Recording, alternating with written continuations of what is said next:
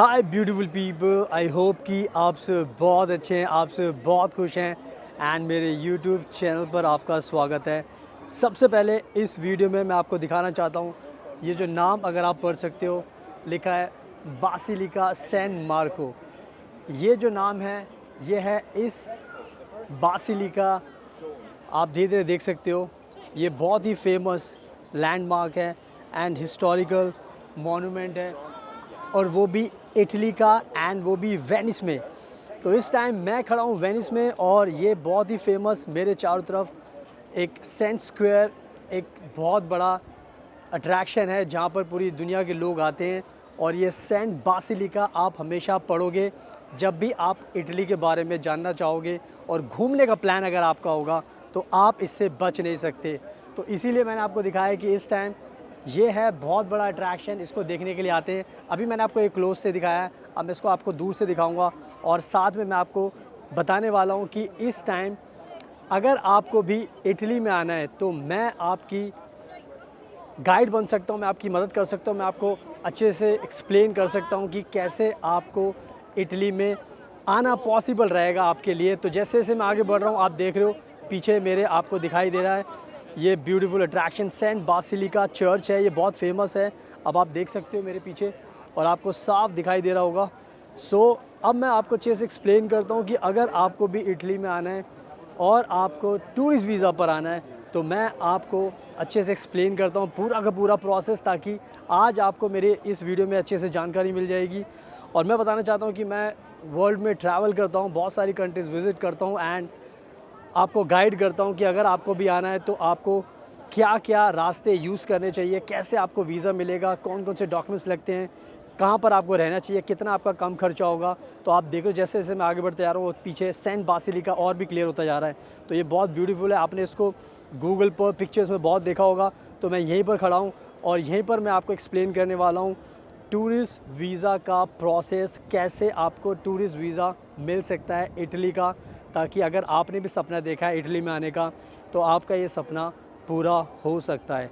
तो पूरी video and तक देखना, बिकॉज़ मैं सब कुछ एक्सप्लेन करने वाला हूँ ताकि उससे आपको नॉलेज मिल जाएगी। और मेरे इंस्टाग्राम को प्लीज़ फॉलो कर लेना, बिकॉज़ वहाँ पर आपको मेरी सारी कंट्रीज़ के विज़िट के अट्रैक्शंस मिलेंगे, आपको काफ़ी नॉलेज मिलेगी। और जैसे मैंने बताया कि अगर आपको वीज़ा चाहिए, tourist visa, visitor visa, business visa और स्टूडेंट वीज़ा, कोई भी वीज़ा आपको चाहिए तो मैं आपको गाइड कर सकता हूँ, आपकी मदद कर सकता हूँ, ताकि जैसे लाइफ़ को मैं एंजॉय करता हूँ वैसे लाइफ़ को आप भी एंजॉय कर सकते हैं। So now without wasting for the time, let's get started.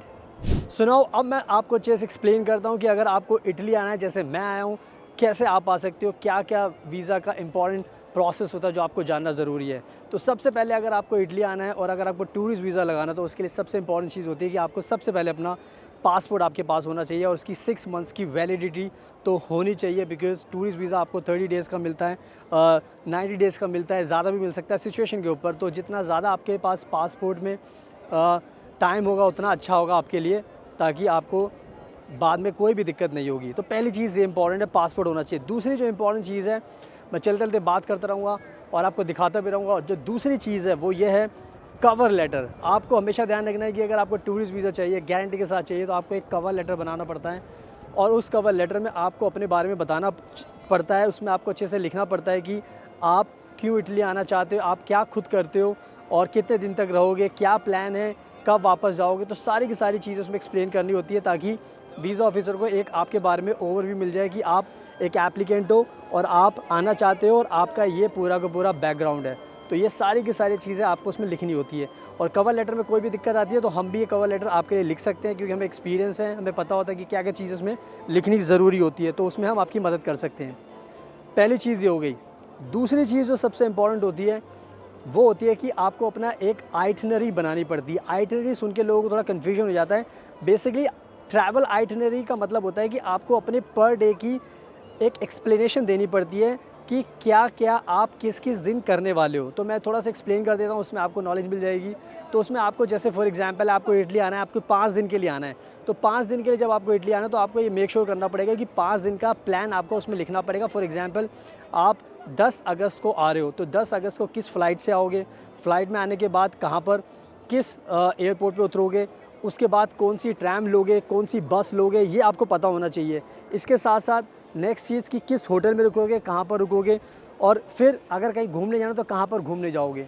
तो पर डे के हिसाब से आपको बताना पड़ता है ताकि वीज़ा ऑफिसर को समझ में आ जाए कि इनको नॉलेज है इटली के बारे में, इन्होंने सब पढ़ लिया है, इनको समझ में आ गया है कि इनको पूरे 5 दिन के अंदर क्या क्या एक्टिविटी करनी है। तो ये इस तरीके से एक्सप्लेन करना होता है। तो आइटनरी आपको बनानी पड़ेगी। अगर फिर वही वाली बात कोई दिक्कत आई तो आप हमें भी कॉन्टैक्ट कर सकते हो।